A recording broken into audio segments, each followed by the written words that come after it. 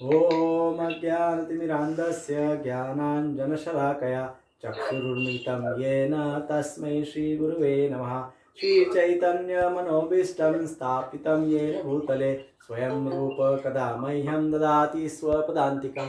वन्देऽहं श्रीगुरो श्रीयुतपदकमलं श्रीगुरून् वैष्णवांश्च श्रीरूपं साग्रजातं सहगणरघुनाथान्वितं तं सजीवं साद्वैतं सावधूतं परिजनसहितं कृष्णचैतन्यदेवं श्रीराधाकृष्णपादान् सहगण ललिता श्रीविशाखान्वितंश्च हे कृष्ण करुणा सिंधु दीनबंधु जगत्पते गोपेश गोपिका कांत राधा कांत नमोस्तुते तप्त कांचन गौरांगी श्रीराधे वृंदावनेश्वरी वृषभानुसुते देवी प्रणमामि हरिप्रिये वाञ्छाकल्पतरुभ्यश्च कृपा सिन्धुभ्य एव च पतितानां पावनेभ्यो वैष्णवेभ्यो नमो नमः।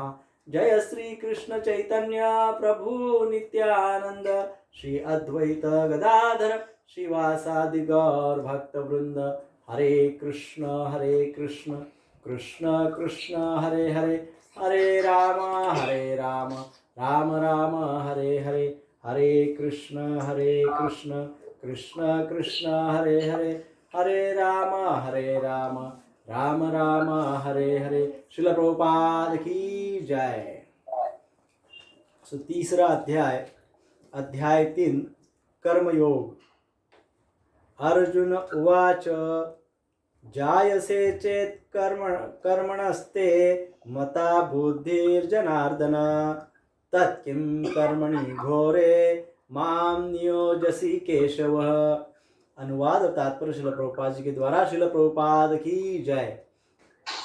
अर्जुन ने कहा, हे जनार्दन, हे केशव, यदि आप बुद्धि को सकाम कर्म से श्रेष्ठ समझते हैं तो फिर आप मुझे इस घोर युद्ध में क्यों लगाना चाहते हैं। इस प्रकार से अर्जुन कृष्ण को पूछ रहे हैं। तो इस अध्याय का नाम है कर्मयोग। जो आज हम सभी संसार में देखते हैं कि सभी इस विमंचना में है कि क्या करे क्या न करे, क्या कर्म करे ताकि ये संसार के ये जो क्लेश है, संसार में ये जो चंचलता है, या सांसारिक जो समस्याएं है, ये सांसारिक समस्याओं से किस प्रकार से हम मुक्त हो सकते हैं, ऐसे क्या कर सकते हैं, ऐसे कौन से कर्म कर सकते हैं जिससे हमारे जीवन में सुख शांति समृद्धि भक्ति की प्राप्ति हो। क्या कर्म करें। तो कर्म तो सभी करते हैं, कर्म सबके लिए अनिवार्य है। बिना कर्म के कोई रह नहीं सकता है।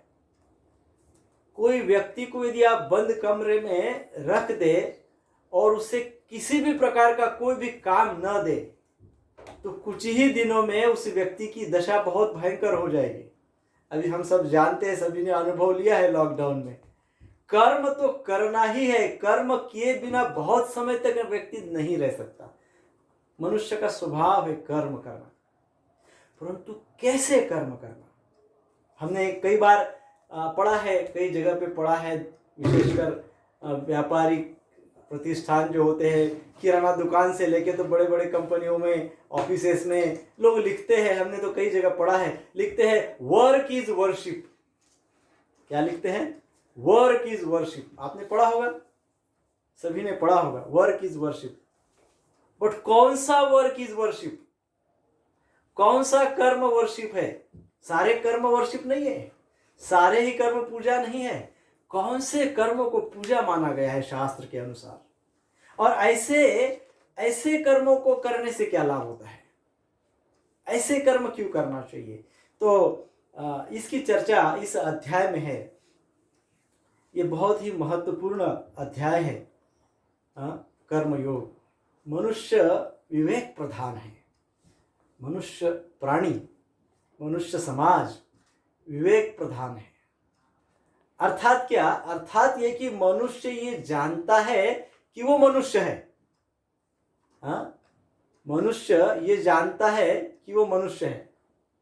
प्राणी ये नहीं जानते हैं कि वो प्राणी है। मनुष्य ये जानता है, मैं जानता हूं कि मैं मनुष्य हूं। तो ये जानने से मैंने क्या किया, मैंने समझ लिया अपने आप को, विवेक प्रधान हूं, तो मैंने संसार की, समाज की और प्रकृति का और निसर्ग का अभ्यास किया। ये नेचर का, निसर्ग का पूर्ण अभ्यास किया। लॉ ऑफ नेचर को मैंने समझा, लॉ ऑफ नेचर को समझ लिया, निसर्ग के नियमों को समझा कि किस प्रकार से निसर्ग के नियम एक्टिव होते हैं, किस प्रकार से ये निसर्ग कौन से नियम से चलता है, ये निसर्ग के नियम क्या है। तो मनुष्य ने क्या किया, ये सारे निसर्ग के नियम समझ लिया, रिसर्च किया, निसर्ग के ऊपर, नेचर के ऊपर रिसर्च किया और निसर्ग के ऊपर विजय प्राप्त करने के लिए प्रयासरत रहा। तो मनुष्य अभी क्या करता है, मनुष्य भी निसर्ग के साथ, नेचर के साथ कंपटीशन करता है, उसको समझता है और फिर अपना प्रभुत्व उसके ऊपर दिखाता है, निसर्ग के ऊपर। यही हो रहा है, मनुष्य अपना प्रभुत्व इस प्रकार के कर्म करता है जिससे ये सिद्ध हो जाए कि मनुष्य का कैसे निसर्ग के ऊपर प्रभुत्व है। How a man can control the nature, इसका वो इस प्रकार से कर्म करता है। तो ऐसे कर्मों को कर्मयोग नहीं कहते हैं, ऐसे कर्मों को कर्मयोग नहीं कहते हैं।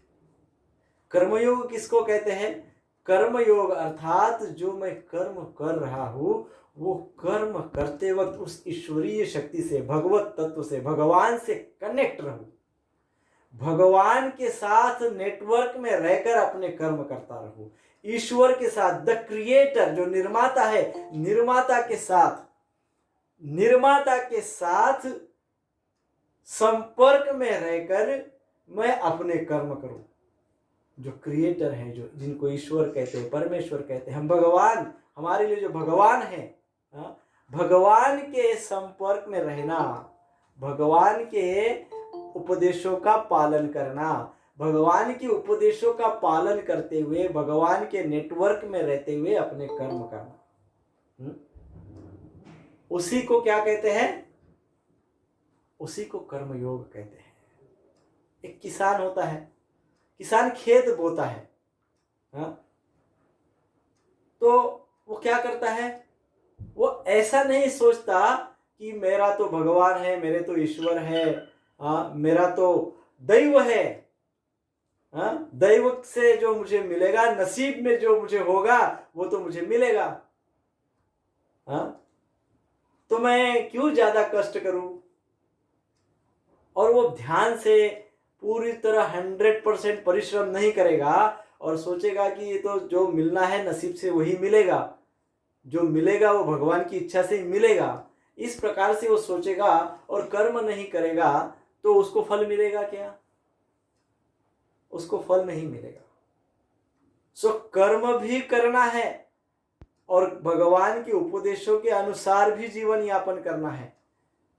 सो भगवान से कनेक्ट होकर कर्म करने को कर्मयोग कहते हैं। नेचर, इस निसर्ग के नियम को जानकर उस निसर्ग के ऊपर अपना प्रभुत्व दिखाना, उसको कर्मयोग नहीं कहते हैं। सो इस श्लोक में बहुत महत्व की बात है। पहला श्लोक है, पहले श्लोक में ही अर्जुन क्या कह रहे देखिए। अर्जुन ने कहा, हे जनार्दन, हे केशव, यदि आप बुद्धि को सकाम कर्मों से श्रेष्ठ समझते हैं और कहते हैं तो मुझे इस घोर कर्म में कैसे लगा सकते हैं आप? ऐसा क्यों कर रहे हैं आप? Why are you doing this? आप ऐसा क्यों कर रहे हैं? घोर कर्म में मुझे लगा रहे हैं, युद्ध कर्म में मुझे लगा रहे हैं। भगवत गीता बहुत ही दिव्य और बहुत अप्लाइड साइंस, बहुत महत्वपूर्ण साइंस है, अप्लाइड साइंस है, रोज के जीवन में अप्लाइड करने वाला साइंस है। कई लोग लेकिन कहते हैं इसमें तो भगवान ने युद्ध नीति सिखाई, इसमें तो भगवान ने लड़ाई करवाई। अरे लड़ाई युद्ध तो रोज हो रहा है, वो तो युद्ध हुआ है, वो तो वहां पे कुरुक्षेत्र में युद्ध तो हुआ है उस समय।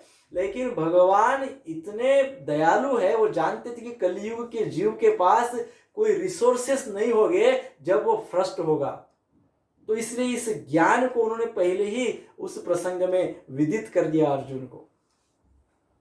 युद्ध तो रोज हो रहा है, ये भगवान जानते थे कि रोज प्रत्येक जीव स्ट्रगल करेगा। भयंकर अंदर, हमारे मन के अंदर भयंकर युद्ध चलता है रोज। भयंकर युद्ध, अनेकों विचार होते हैं, कोई डिप्रेसिंग थॉट होते हैं, कोई एकदम फ्रस्ट्रेटिंग थॉट होते हैं, तो कोई एकदम एक्साइटमेंट वाले थॉट होते हैं। ये एक्साइटमेंट वाले, डिप्रेशन वाले सब लड़ते रहते हैं, झगड़ते रहते हैं आपस में। अंदर तूफान युद्ध हो रहा है, भयंकर महायुद्ध, घनघोर युद्ध रोज चलता है। और उस युद्ध को किस प्रकार से जीता जा सकता है, इसका वर्णन भगवान ने भगवत गीता में कहा है। पहला अध्याय जो है, पहले अध्याय में ही भगवान ने सिचुएशन को, है ना, क्या है पहले अध्याय का नाम? हाँ, कुरुक्षेत्र के युद्ध स्थल पर सैन्य। यस, कुरुक्षेत्र के युद्ध स्थल पे सैन्य निरीक्षण, सिचुएशन एनालिसिस। कौन सी सिचुएशन? मिजरेबल सिचुएशन, भयंकर परिस्थिति है, युद्धजन्य परिस्थिति है। हर व्यक्ति लड़ रहा है, हर व्यक्ति फ्रस्ट्रेटेड है, हर व्यक्ति बहुत ही ज्यादा चिंतातुर है, लड़ रहा है। कैसी सिचुएशन है? मिजरेबल सिचुएशन है, बड़ी दयनीय परिस्थिति है अर्जुन की, है ना। अब फिर क्या हुआ? फिर पहले अध्याय में सिचुएशन को पूरा सामने प्रकट करवा दिया भगवान ने। देखो ऐसी सिचुएशन है, try to understand and analyse the situation. परिस्थिति को समझो, परिस्थिति को समझकर उसका एनालाइज करने का प्रयास करो, उसको समझने का प्रयास करो। Try to understand, try to understand the situation. What is the situation? Very miserable situation. Try to understand this. Try to understand the miseries. दुख और दैन्य को समझने का प्रयास करिए। मानसिक स्तर पे, भावनिक स्तर पे, शारीरिक स्तर पे, भौतिक स्तर पे, प्रकृति में, संसार में, सांसारिक स्तर पे। Try to understand the situation. Try to analyze the situation. और जब इस प्रकार से पहले अध्याय में चर्चा हुई, तो दूसरे अध्याय में भगवान ने भेद बता दिया, डिफरेंशिएशन, भेद बता दिया। कौन सा भेद बता दिया भगवान ने? भगवान ने भेद बता दिया, what is permanent and what is temporary. क्या टेम्पररी है और क्या परमानेंट है। हमारे पास क्या परमानेंट है और क्या टेम्पररी है, क्या क्षणिक है और क्या निरंतर रहने वाला है। ऐसी दो चीजें हमारे पास है। कौन सी दो चीजें हैं? इसकी चर्चा दूसरे अध्याय में भगवान ने की। और दूसरे अध्याय में भगवान को, अर्थात अपने गुरुदेव को शिष्य शरण हो गया, अर्थात अर्जुन ने शरणागति स्वीकार की। जब अर्जुन ने शरणागति स्वीकार की, सरेंडर हो गए, तब जाके भगवान ने ज्ञान देना उनको शुरू किया। और अब ज्ञान देते हुए पहला ही बात बता रहे भगवान, कैसे कर्म करना होगा आपको, किस प्रकार से कर्म करना होगा, किस प्रकार से कर्मयोग होगा। अब एक बात यहां समझने वाली है, बहुत महत्वपूर्ण बात है। इस पहले ही श्लोक में, तीसरे अध्याय के, अर्जुन कितने अधिकार के साथ कृष्ण को बोल रहे हैं कि हे कृष्ण, अभी तक तो आपने बुद्धि योग को श्रेष्ठ बताया था, अब कर्म योग बता रहे हैं। क्या बात कर रहे हैं आप? अपने गुरु को एक शिष्य ऐसी बात कर सकता है? तभी कर सकता है। शिष्य को तभी अधिकार प्राप्त होते हैं जब शिष्य सरेंडर होता है गुरु को, जब शिष्य श्री गुरुदेव के प्रति समर्पित होता है, तभी जाके शिष्य को इस प्रकार से प्रश्न पूछने का अधिकार प्राप्त हो जाता है। कैसा प्रश्न पूछ रहे अर्जुन? क्या कृष्ण आप बता रहे हो? हे केशव, केशव क ईशव, ब्रह्मा, शिव, विष्णु आदि जिनकी महत सत्ता को मानते हैं, जिनके आगे नतमस्तक है, ऐसे केशव,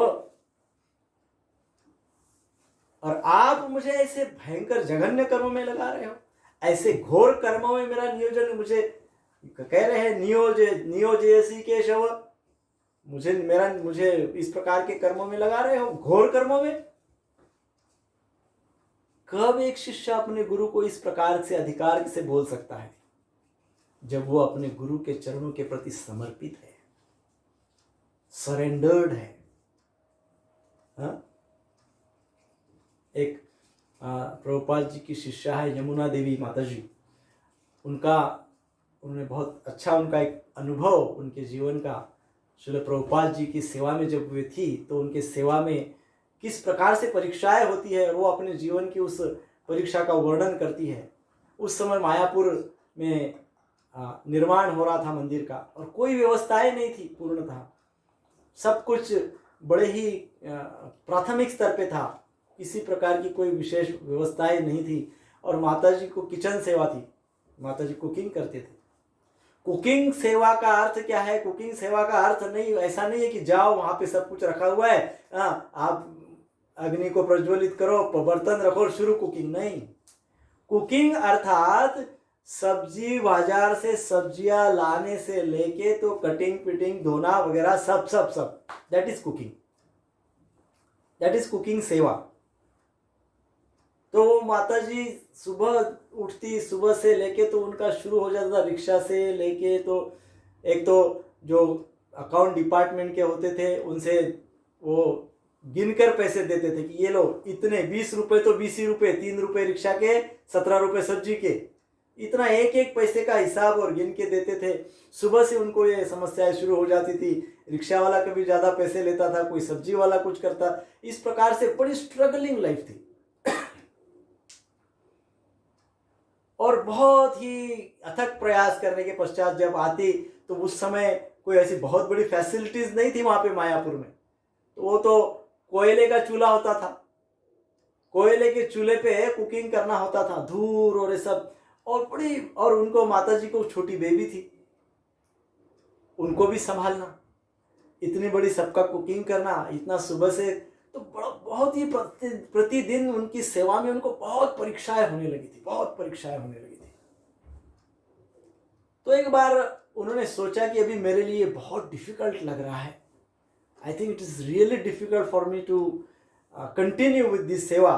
तो उन्होंने एक दिन सोचा कि अभी मैं जैसा ही मौका मिले तो मैं प्रभुपाद जी को कहूँगी कि कुछ समय के लिए मैं दूसरी सेवा करती हूँ, या कुछ इस प्रकार से कहूँगी ताकि प्रभुपाद जी उसमें कुछ सोल्यूशन कहे। मोस्ट प्रोबेबली मैं प्रयास करूँगी कि कुछ समय के लिए मैं दूसरी सेवा शुरुआत करूँ। तो इस प्रकार से माता जी के मन में चल रहा था। तो उसी दिन बहुत सारे प्रभुपाद जी के गुरु बंधु वहां पे आए प्रभुपाद जी को मिलने के लिए, और एक बड़ी रूम थी, उस कक्ष में, उस रूम में उनका बहुत शास्त्रार्थ चल रहा था, चर्चाएं हो रही थी। अब माता जी को ये लग रहा था कि अब सबको प्रसाद का समय हो गया है, सबको कुछ तो प्रसाद देना होगा।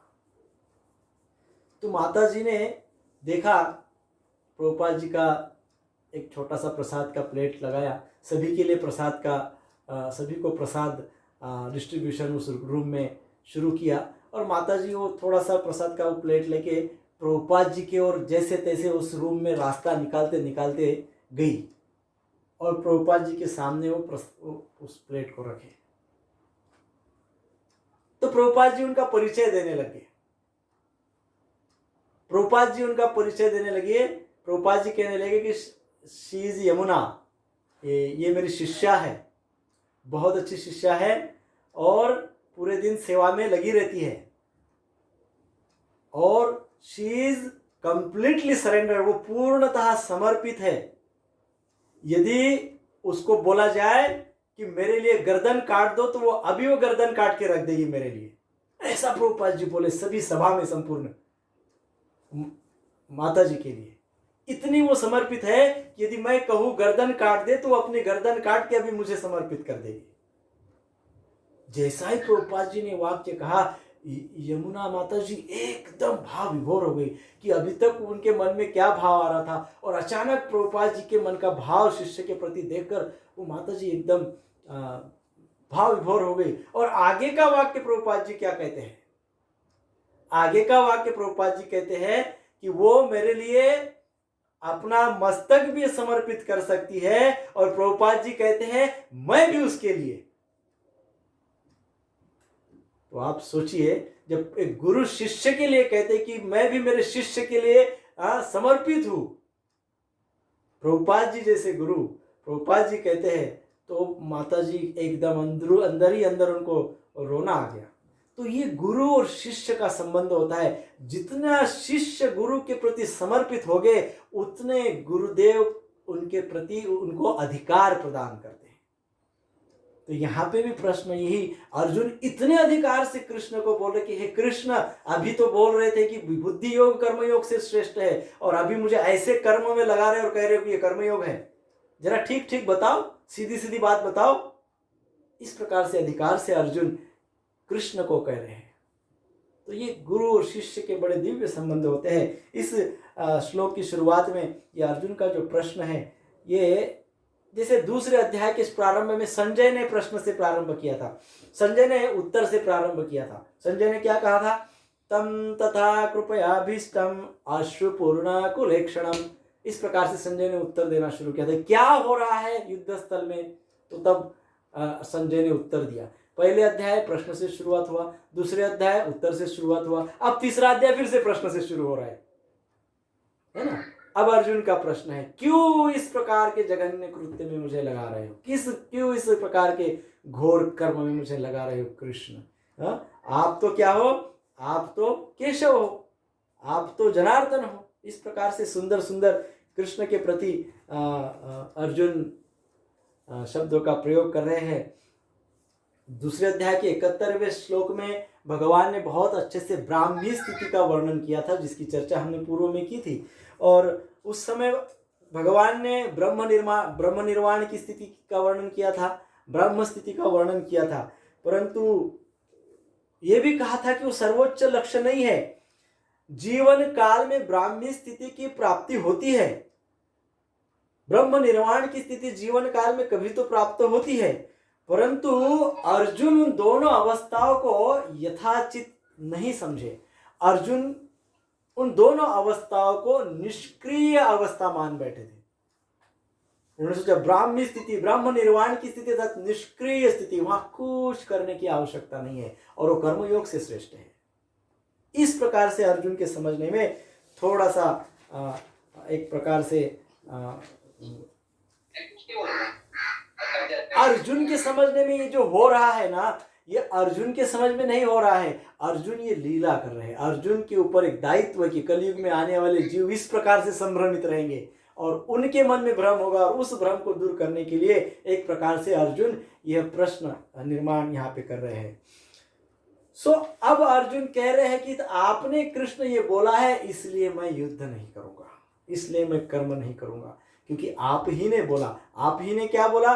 कर्म योग से बुद्धि योग श्रेष्ठ है, कर्म करने की आवश्यकता नहीं है, निष्क्रियता सक्रियता से श्रेष्ठ है, निष्क्रियता सक्रियता से श्रेष्ठ है। इस प्रकार से अर्जुन कह रहे हैं। तो हमने उस समय पहले भी चर्चा की थी कि जब कोई भी बुराई हमारे अंदर आती है, किसी भी प्रकार की बैड हैबिट या किसी भी प्रकार की बुराई जब हमारे अंदर आती है, तो पहले वो बुराई अच्छाई का रूप लेती है।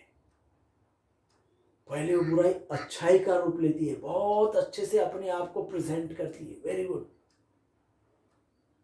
और वो अपने सामने वो बुराई अच्छाई का रूप लेके आती है। अब अर्जुन के सामने हिंसा त्याग रूपी भलाई आ गई। बुराई क्या है? कर्तव्य त्याग रूपी जो बुराई है, वो हिंसा त्याग रूपी भलाई का रूप लेके आ गई। अर्जुन सोच रहे हिंसा क्यों करूं मैं, क्यों जबरदस्ती हत्या करूं? तो हिंसा त्याग, हिंसा नहीं करना चाहिए, अच्छी बात है। हिंसा त्याग रूपी अच्छाई के रूप में कौन आ गया? कर्तव्य त्याग रूपी बुराई, कर्तव्य त्याग रूपी बुराई आ गई। सो इसलिए अब अर्जुन क्या कहते हैं? जायसी चेत कर्मणस्ते मता बुद्धि जनार्दन, अर्थात हे जनार्दन, आप बुद्धि को कर्म से श्रेष्ठ समझते हैं ना। जनार्दन शब्द प्रयोग कर रहे हैं, जन अधिक अर्दन। जन अर्थात ऐसा व्यक्ति जो अपनी कल्याण की कामना रखते हैं उसको ही जन कहते हैं, सबको जन नहीं कहते हैं। वही व्यक्ति को जन कहते हैं जो अपने कल्याण को, अपने कल्याण की कामना को सर्वोपरि रखते हैं, स्वयं का कल्याण करना चाहते हैं। कल्याण, हाँ, सुख नहीं, कल्याण। कल्याण अर्थात ऐसा लाभ जो जन्म जन्मांतर तक होता रहे। तो जन अर्थात वे लोग जो अपने कल्याण की कामना करते रहते हैं। और आगे कहा है अर्दन, जन अर्दन। अर्दन अर्थात कैसी कामना करते हैं? बहुत बेचैनी से कामना करते हैं कल्याण की। हाँ? बहुत बेचैनी से उनको अपने कल्याण की कामना होती है, बहुत ज्यादा एंजाइटी रहती है। हाँ? भगवान की सेवा में वो एंजाइटी होनी चाहिए। कृष्ण की सेवा में वो एंजाइटी, वो आवेग होना चाहिए। देखिए, जैसे शुरुआती दिन में जो भक्त बनते हैं, क्या एंजाइटी होती है सेवा की। ये भी करो, वो भी करो, किचन में भी जाके थोड़ी सेवा करो, रूम मंदिर भी साफ करो, भक्तों को प्रीचिंग भी करूं, और कुछ मंदिर की सेवा है वो भी करूं। कितनी एंजाइटी रहती है। वो सेवा भाव रहता है उस समय का, उत्कट सेवा भाव। तो वैसे ही बेचैनी रहती है। तो यहाँ पे ऐसे व्यक्ति, ऐसे लोग जो अपने कल्याण के लिए बेचैन रहते हैं। अब जनार्दन अर्थात ऐसे लोग जो अपने कल्याण के लिए बेचैन होते हैं, वे लोग जिनके सामने जाके खड़े हो जाते हैं और उनका कल्याण हो जाता है, ऐसे जनार्दन। तो भगवान को जनार्दन यहां कह रहे हैं अर्जुन। इसका तात्पर्य यह है कि अर्जुन कहना चाहते कि हे जनार्दन, आप तो जन का कल्याण करने वाले हैं। जो भी कल्याण चाहते हैं, जो आपके सामने आ जाते हैं, उनका तो आप कल्याण कर देते हो। मैंने क्या बुरा किया? मेरे बारे में क्यों ऐसा सोच रहे हैं? मुझे क्यों इतने भयंकर घोर कर्मों में लगा रहे हो कृष्ण? हाँ, वाई मी? इतने घोर कर्मों में मुझे क्यों लगा रहे हो कृष्ण? इस प्रकार से अर्जुन कृष्ण को बोल रहे हैं। अर्जुन का दूसरा तात्पर्य भी है कि हे कृष्ण, आप ही एकमात्र ऐसे व्यक्ति हो मेरे लिए, आप ही एकमात्र ऐसे व्यक्ति हो जिनसे मैं अपने कल्याण की याचना कर सकता हूं। हे जनार्दन, मैं आपसे अपने कल्याण की याचना करता हूं कि कृपा करके मुझे घोर कर्मों में मत लगाए। हमने पूर्व में बुद्धि और कर्म, इन सब विषय की अच्छे से चर्चा की थी। दूसरे अध्याय का पूरा रिवीजन भी उसमें हमने किया था। तब किम कर, तुमने युद्ध नहीं रोका, और तुमने युद्ध नहीं रोकने के कारण मेरे सारे पुत्र मारे गए। और इसलिए हे कृष्ण, मैं तुम्हें आज श्राप देती हूं कि तुम स्वयं अपनी ही यादव कुल का नाश करोगे। तो कृष्ण क्या कहते हैं उत्तर में? भगवान कृष्ण बहुत सुंदर बताते हैं। भगवान कहते हैं, हे गांधारी महारानी, ये तो मेरे संकल्प से होना ही था। मैंने पहले ही पूर्व में ही संकल्प किया था कि मेरे वंश का नाश होगा। ये तो मेरे ही संकल्प से होना था।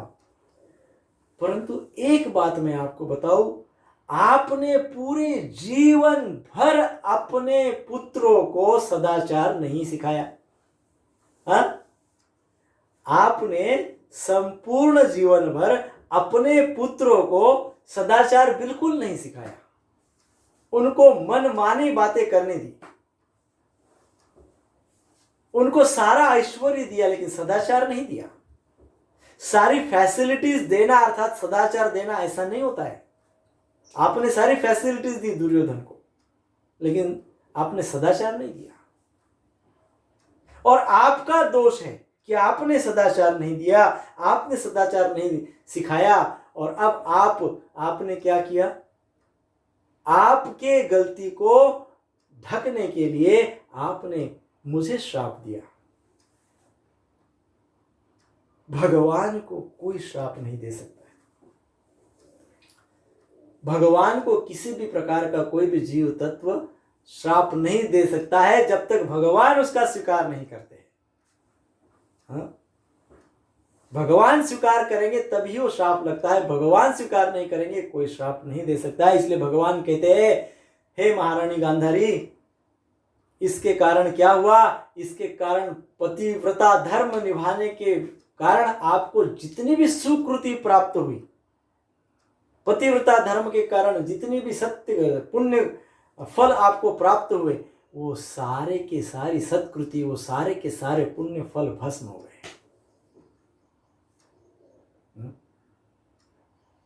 तो इस प्रकार से भगवान की ये विशेषता है कि भगवान बहुत ही अवसर देते हैं, अपॉर्चुनिटीज देते हैं,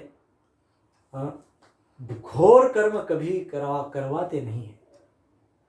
अर्जुन जो प्रश्न पूछ रहे हैं यहाँ पे, वो साधारणतः कलयुग में अज्ञानी लोगों के मन में ये प्रश्न आ सकता है, इसलिए अर्जुन ने उस समय ये प्रश्न पूछा ताकि भगवान इसका उत्तर दे और हमको उसका निराकरण हो जाए। ऐसे एक उत्तक मुनि का एक उदाहरण महाभारत में आता है। संपूर्ण युद्ध जब समाप्त हुआ तो भगवान श्री कृष्ण हस्तिनापुर की से द्वारका की ओर जा रहे थे और द्वारका की ओर जाते वक्त रास्ते में उत्तक मुनि का आश्रम पड़ता था। तो उन्होंने सोचा कि बहुत दिन से उत्तक मुनि का हालचाल नहीं जाना, तो उस बहाने उत्तक मुनि से बातचीत होगी, उनका आशीर्वाद मिलेगा, दर्शन होगा। इस भाव से जब कृष्ण उत्तक मुनि के आश्रम में गए तो उत्तक मुनि बड़े क्रोधित हो गए और एकदम श्राप देने के लिए तैयार हो गए कृष्ण को। कारण क्या था? तो कारण यही था कि कृष्ण युद्ध रोक सकते थे, उन्होंने युद्ध को नहीं रोका और इसलिए वो श्राप देने के लिए हाथ में जल लिए और कृष्ण को श्राप देने के लिए तब भगवान कृष्ण ने उत्तक मुनि को सावधान किया। भगवान कहते हैं, कोई भी पुरुष अपनी तपस्या के बल पर मुझे श्राप नहीं दे सकता। कोई भी जीवात्मा अपनी तपोबल पे मुझे श्राप नहीं दे सकता, ना ही मेरा किसी भी बात के कारण तिरस्कार कर सकता है। सो हे मुनिवर, मैं नहीं चाहता हूं कि आपका तपोबल नष्ट हो जाए, सो आप मुझे श्राप नहीं दे सकते। सो वो आफ्टर ऑल मुनि थे, वो समझ गए भगवान की बात और उन्हें अपने उस क्रोध को शांत कर लिया। तो भगवान है, भगवान की इच्छा सर्वोपरि है, भगवान का उपदेश सर्वोपरि होना चाहिए। सो भगवान घोर कर्म में किसी को क्यों लगाएंगे? परंतु लोग ऐसा सोचते हैं कि भगवान घोर कर्म में लगाते हैं। तो घोर कर्म क्या? घोर कर्म अर्थात ऐसा कर्म जिसका परिणाम भयानक हो। घोर कर्म उनको कहते हैं जिसका परिणाम भयंकर हो। कभी कभार ये घोर कर्म करने वाला व्यक्ति अत्यंत शांत दिखता है, एकदम शांति से वो घोर कर्म करता है, शांति से वो कर्म कर रहा है, इसका अर्थ वो अच्छे कर्म कर रहा है, ऐसा कदापि नहीं होता है। घोर कर्म कभी कभी शांत दिखाई देते हैं परंतु वो घोर ही होते हैं क्योंकि उसका परिणाम भयानक होता है। बहुत अच्छे अच्छे उदाहरण, बहुत अच्छे अच्छे व्यक्ति होते हैं, बहुत अच्छे अच्छे लोग होते हैं, बहुत सज्जन है बोलते हैं, परंतु क्या बिजनेस करते हैं? लॉटरी का बिजनेस करते हैं। लॉटरी का बिजनेस अर्थात गैम्बलिंग का, लोगों को गैम्बलर बनाते हैं। बहुत अच्छे व्यक्ति है, बहुत अच्छे व्यक्ति है, परंतु उनका क्या बिजनेस है? तो उनका कत्ल खाना है। बहुत अच्छा इंसान है, कत्ल खाना चलाते हैं। प्राणियों पे बहुत प्रेम करते हैं परंतु मांसाहार करते हैं। शराब बिल्कुल नहीं पीते हैं परंतु शराब का दुकान चलाते हैं। स्मोकिंग कदापि नहीं करते हैं परंतु स्मोकिंग के लिए प्रचार करते हैं। हाँ? सांसारिक जीवन में सज्जन है, कभी भी देखो तो सज्जन जैसे व्यवहार करते हैं परंतु व्यभिचारी है। सत्संगी है परंतु जीव दया नहीं है। ये सारे घोर कर्म है, घोर कर्म है। इनको वास्तविक घोर कर्म कहते हैं। तो इस अध्याय का नाम ही कर्म योग है। इस अध्याय में हमको बताया गया है कि किस प्रकार से घोर कर्मों से दूर रहे और सत्कर्म में लगे, अच्छे कर्मों में लगे। जैसे जैसे व्यक्ति अपने स्वभाव में बदल करता है, अपने वासनाओं पे, अपने काम क्रोध लोभ मोह मद मत्सर, ये इनसे अपने आप को धीरे धीरे फ्री करते जाता है, वैसे वैसे उसका चित्त शुद्ध होते जाता है। और जैसे जैसे उसका चित्त शुद्ध होते जाता है वैसे वैसे वो कर्मयोग के प्रति प्रवृत्त होते जाता है। कर्मयोग के प्रति प्रवृत्त होता है। कर्मयोग के प्रति हम प्रवृत्त क्यों नहीं होते हैं? हम ऐसे कर्म क्यों नहीं करते जिसके कारण भगवान से कनेक्टेड रहे? ऐसे क्यों नहीं हो सकता है? क्योंकि हमारे अंदर की वासनाएं, हमारे अंदर का स्वार्थ भाव, हमारे अंदर का क्रोध, हमारे अंदर का लोभ, ये जो बातें हैं ये हमको कर्म योग नहीं करने देती है। तो इसलिए क्या कहा गया है? इसलिए सत्संग करिए, भगवान के उपदेशों को समझिए। ये उपदेशों को समझना, भगवान के भक्तों के साथ एसोसिएट होना, उससे क्या होता है? उससे धीरे धीरे धीरे धीरे व्यक्ति क्या करता है? व्यक्ति जो सत्य है उसका स्वीकार करता है, जो प्योर है उसका स्वीकार करता है, प्योरिटी की ओर आकर्षित होता है, इम्प्योरिटी का त्याग करता है और धीरे धीरे फिर वो अपने कर्मों को शुद्ध करता है। और इस प्रकार से जो कर्मों को शुद्ध करता है वही कर्मयोगी हो सकता है। अन्यथा किसी भी कर्म को हम ये कहते हैं कि हम तो क्या है, किसी का हमको कुछ लेना देना नहीं है, ना हम किसी का बुरा करते हैं ना किसी का अच्छा करते हैं, हम तो अपना कर्म करते हैं, वही हमारी पूजा है, उसको पूजा नहीं कहते। हम किसी का भला नहीं करते, किसी का अच्छा नहीं करते, किसी का बुरा नहीं करते, हम अपना काम करते हैं। वो तो बंदर भी करता है, प्रभुपाद जी बोलते हैं। वो तो प्राणी भी, अनेक प्राणी ऐसे, वो भी ऐसे अपने काम करते रहते हैं, किसी के लेन देन में नहीं है, अपने काम करते रहते हैं मस्त। तो मनुष्य और प्राणी में कुछ तो अंतर होगा। तो कर्म योग अर्थात ऐसे कर्म जो हम भगवान को अर्पण कर सके, वो कर्म का फल भगवान को अर्पण कर सके। वो कर्म फल अर्पण करने में हमको हिचकिचाहट न हो।